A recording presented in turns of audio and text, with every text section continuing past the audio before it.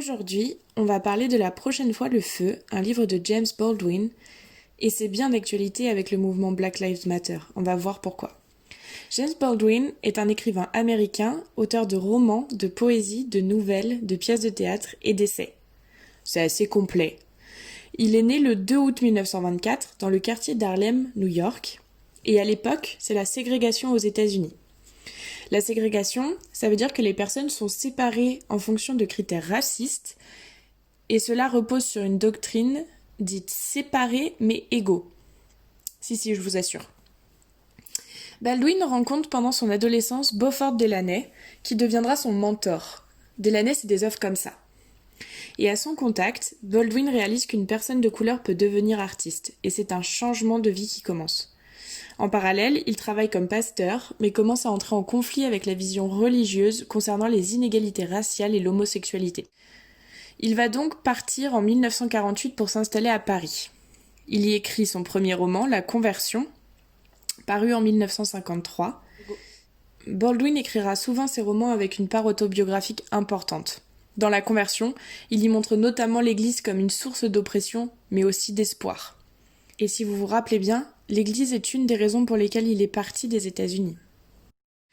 Baldwin retourne ensuite aux États-Unis de 1957 à 1970 pour se battre pour les droits civiques, aux côtés de Malcolm X et de Martin Luther King. Le mouvement afro-américain pour les droits civiques, en anglais American Civil Rights Movement, a duré de 1954 à 1968. Il visait à établir une véritable égalité entre les citoyens en abolissant la ségrégation raciale. Car à cette époque, les Afro-Américains obtenaient de plus en plus de droits, notamment celui de voter, mais ils étaient toujours discriminés dans les écoles, les bus, pour le travail ou pour l'armée. Baldwin a notamment parcouru le sud des États-Unis pour donner des conférences et participer à des manifestations pour ce mouvement. Il servait de lien entre les intellectuels activistes noirs et les politiciens blancs. Kennedy et d'autres le voyaient même comme l'ambassadeur du mouvement. Bon, pas ce genre d'ambassadeur, vous avez compris. Il publie La prochaine fois le feu, en 1963, et y présente une vision terriblement réaliste des relations entre races. Il y décrit alors la lutte raciale en tenant les blancs pour responsables, mais il argumente que le racisme pénalise aussi les blancs.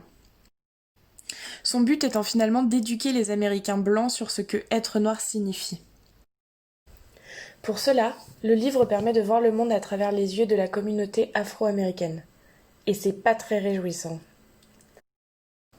Les slogans présents aujourd'hui existaient donc déjà à l'époque. On retrouve l'idée que le racisme est un problème de blancs, forcément l'idée que Black Lives Matter, et finalement que les blancs ont besoin de s'éduquer pour comprendre et pour pouvoir agir. Ce livre a réussi à toucher une corde sensible chez les Américains, ce qui lui a permis de vendre plus d'1 million de copies. La même année, Baldwin a intégré la couverture du Time Magazine qui dira « Il n'y a pas un autre écrivain, blanc ou noir, qui exprime avec tant d'émotion et d'abrasivité les sombres réalités du ferment racial au nord et au sud. » En parlant des États-Unis. Puis finalement, en 1964, une loi américaine passe, le Civil Rights Act, qui déclare illégale la discrimination reposant sur la race, la couleur, la religion, le sexe ou l'origine nationale. Les mots de Baldwin ont touché de nombreuses personnes en les guidant vers une nouvelle compréhension des problèmes les plus complexes aux États-Unis. Toujours d'actualité, il a notamment déclaré ça en 1979.